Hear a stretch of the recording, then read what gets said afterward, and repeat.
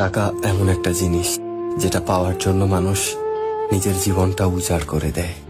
মানুষ বলে যে টাকায় সবকিছু হয় না, কিন্তু সত্যি তো এটাই যে বর্তমানে টাকা ছাড়া মানুষের কোনো অস্তিত্ব নেই।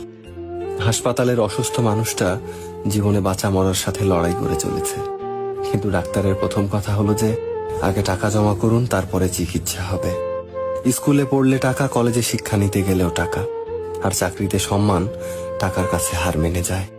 কোথাও গেলে টাকাটাই সবার আগে দরকার হয়। টাকা থাকলে মানুষ মানুষকে মানুষ ভাবে।